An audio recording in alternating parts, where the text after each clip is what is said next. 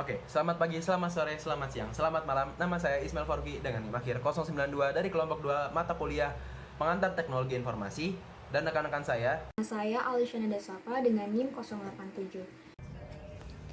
Nama saya Astrela Syedira Ramadante dengan NIM 094.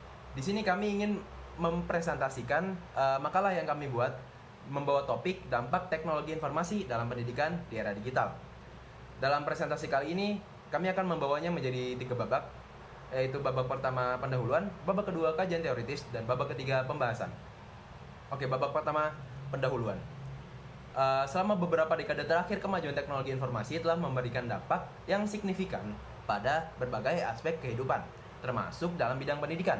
Perkembangan teknologi informasi dan komunikasi sangat mempengaruhi proses belajar dan mengajar. Muncul kebutuhan yang semakin mendesak bagi para pendidik untuk mengadopsi konsep dan mekanisme pengajaran berbasis TIK atau Teknologi Informasi dan Komunikasi. Oke, dalam latar belakang, saya akan membaginya menjadi 3 pertanyaan, yaitu what, why, dan how. What? TI adalah penggunaan teknologi digital untuk mengelola dan mendistribusikan informasi. TI dalam pendidikan adalah penggunaan perangkat digital untuk mendukung pembelajaran seperti e-learning yang memperluas akses dan interaksi siswa dengan materi ajar. Why? TI mempermudah akses pendidikan, terutama bagi siswa di daerah terpencil, membuat pelajaran lebih inklusif dan sesuai kebutuhan era digital. How? TI diterapkan melalui e-learning, LMS, dan alat digital dengan upaya mengatasi kesenjangan akses teknologi. Jadi masuk ke rumusan masalah yang bakal kita bahas itu yang pertama adalah bagaimana analisis SWOT dari penerapan teknologi informasi dalam pendidikan. Lalu yang kedua, bagaimana kesenjangan digital memengaruhi pendidikan. Dan yang terakhir atau ketiga, strategi apa aja sih yang bisa kita terapin untuk memaksimalkan manfaat teknologi informasi ini. Ke tujuan penulisan makalah. Yang pertama, menganalisis kekuatan, kelemahan, peluang, dan ancaman dari penerapan TI dalam pendidikan di Indonesia. Yang kedua, menguraikan dampak kesenjangan digital terhadap penerapan TI dalam pendidikan. Yang ketiga, mengusulkan solusi untuk mengatasi tantangan yang dihadapi. Yang keempat, merumuskan rekomendasi kebijakan atau strategi yang dapat memaksimalkan penerapan TI di bidang pendidikan guna meningkatkan kualitas dan pemerataan pendidikan di Indonesia. Lanjut, masuk ke kajian teoritis, kita mulai dari definisi teknologi informasi. Nah, teknologi informasi itu adalah definisinya pemanfaatan perangkat digital untuk mengelola, menyimpan, memproses, dan mendistribusi informasi. Teknologi informasi mencakup semua alat dan sistem untuk mengelola data secara otomatis. Dalam pendidikan, TI mendukung interaksi pengajar siswa meningkatkan efisiensi, aksesibilitas, dan cakupan pembelajaran. Nah, kontribusinya tuh besar sekali, terutama dalam pendidikan yang akan kita bahas, yaitu meningkatkan aksesibilitas, interaktivitas, dan fleksibilitas dalam pembelajaran.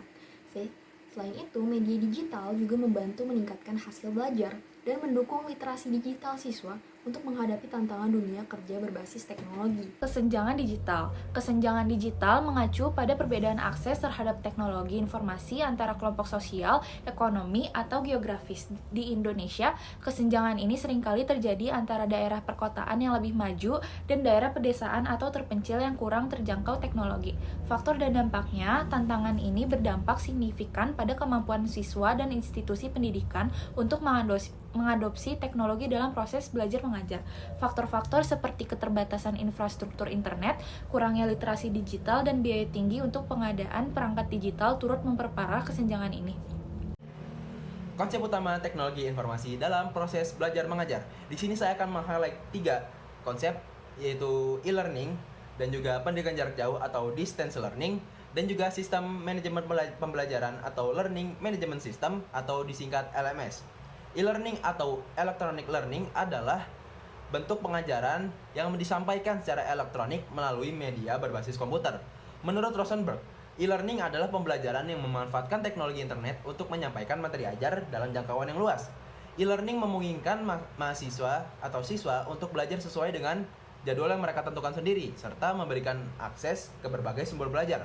Platform e-learning seperti Moodle, Google Classroom, Khan Academy menyediakan lingkungan belajar virtual, tidak hanya memfasilitasi akses ke materi pembelajaran, tetapi juga menyediakan alat bagi pengajar untuk mengelola kelas dan melacak perkembangan siswa.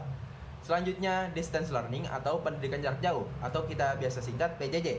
PJJ merupakan model pembelajaran yang tidak mengharuskan siswa untuk hadir secara fisik di kelas. Model ini memanfaatkan teknologi komunikasi seperti Zoom atau Google Meet untuk menyampaikan materi dan memfasilitasi interaksi langsung antara guru dan siswa meskipun mereka berada di lokasi yang berbeda. Selanjutnya, sistem manajemen pembelajaran atau Learning Management System atau kita singkat LMS. LMS adalah perangkat lunak atau software yang digunakan untuk mengelola, menyampaikan, dan melacak pembelajaran daring. Platform seperti Moodle, Google Classroom, dan Lynx UPNVJ memungkinkan pengajar untuk menyusun materi ajar, tugas, dan diskusi dalam satu sistem terpusat. LMS membantu pengelolaan kelas menjadi lebih efektif dan memudahkan siswa dan guru dalam mengakses materi pembelajaran dan mengotomatisasi tugas administratif. Babak kedua, pembahasan. Teknologi informasi sebagai solusi dalam pendidikan di era digital. Seiring dengan perkembangan era digital, teknologi informasi telah menjadi solusi utama dalam meningkatkan efektivitas dan aksesibilitas pendidikan. Pendidikan berbasis teknologi mengintegrasikan perangkat digital, platform online, dan sumber daya multimedia dalam kegiatan belajar dan mengajar, menciptakan lingkungan belajar yang dinamis, serta memperkaya pengalaman belajar siswa. Dengan adanya digitalisasi, pembelajaran dapat dilakukan secara fleksibel di berbagai lokasi dan waktu, sehingga penerapan teknologi dalam proses pendidikan menjadi sangat amat penting. Peran utama teknologi informasi sebagai solusi dalam pendidikan di era digital adalah sebagai berikut. Pertama, mengubah metode belajar dan mengajar menjadi lebih efektif dan kolaboratif. Dulu, siswa hanya memiliki akses ke buku dan materi cetak. Namun, kini dengan teknologi digital, mereka bisa mengakses sumber pembelajaran atau sumber pendidikan yang lebih luas dan beragam, seperti e-book, video pembelajaran, simulasi interaktif, dan konten multimedia lainnya. Ini memungkinkan pembelajaran yang lebih menarik, visual, dan interaktif. Kedua, meningkatkan aksesibilitas dan inklusivitas pendidikan. Dengan makin terjangkaunya perangkat teknologi, siswa tidak lagi terbatas pada ruang kelas fisik saja. Mereka bisa mengakses materi pembelajaran dari mana saja dan kapan saja melalui platform online. Memungkinkan siswa belajar secara mandiri, mengatur waktu, belajar sesuai kebutuhan, dan mengakses sumber daya tambahan yang mendukung pemahaman mereka. Juga memungkinkan kolaborasi antar siswa dari berbagai lokasi yang berbeda. Ketiga, meningkatkan efisiensi administrasi pendidikan. LMS atau Learning Management System memungkinkan guru untuk mengelola kelas, mengunggah materi, memberikan tugas, serta memberi umpan balik secara daring. Dengan mengotomisasi tugas administratif, guru memiliki banyak waktu untuk fokus pada kegiatan pengajaran yang pada akhirnya meningkatkan kualitas pendidikan. Nah, lanjut masuk ke dampak positif dan negatif dari teknologi informasi. Yang pertama itu di dampak positifnya, yang pertama akses. Teknologi informasi memungkinkan pembelajaran dilakukan kapan saja dan di mana saja, sehingga membantu siswa di wilayah terpencil mendapatkan pendidikan berkualitas. Yang kedua, fleksibilitas. Siswa dapat belajar sesuai kecepatan dan kebutuhan mereka, mengulang materi, serta mengakses sumber belajar tambahan di luar jam sekolah untuk meningkatkan pemahaman. Yang ketiga, pengembangan. Teknologi informasi membantu siswa menguasai keterampilan teknologi seperti mengoperasi perangkat lunak, mencari informasi, dan beradaptasi dengan teknologi digital yang sangat relevan di era modern, sehingga mempersiapkan mereka untuk nanti di dunia kerja nanti.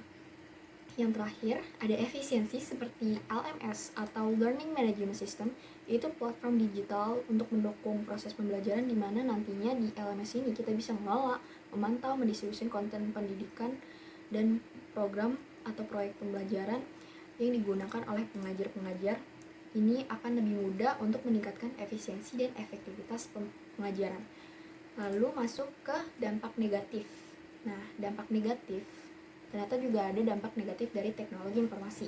Yang pertama itu kesenjangan. Gak semua siswa itu punya akses perangkat dan internet yang memadai, terutama di wilayah terpencil, sehingga memperburuk ketimpangan atau kesenjangan pendidikan. Yang kedua, ketergantungan. Penggunaan TI yang berlebihan bisa mengurangi kemampuan komunikasi langsung, keterampilan berpikir kritis, dan interaksi sosial siswa. Yang ketiga, resiko. Penyimpanan data pribadi siswa di platform daring meningkatkan resiko kebocoran data dan pelanggaran privasi jika tidak dilindungi dengan baik. Yang terakhir, distraksi. Akses luas ke internet memungkinkan siswa terganggu oleh media sosial atau permainan daring atau game yang dapat menurunkan konsentrasi dan motivasi belajar.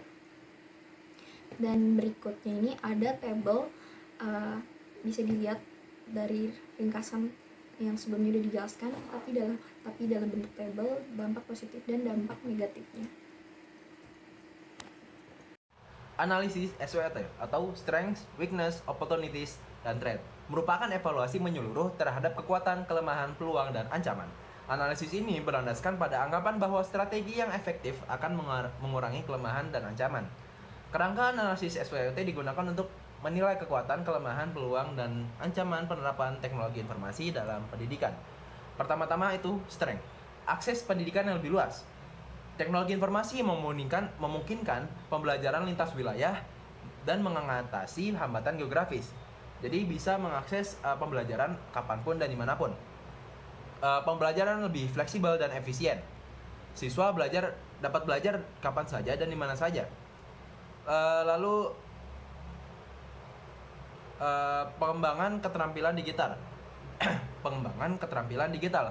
Penggunaan TI membekali siswa dengan keterampilan digital yang penting di dunia kerja modern.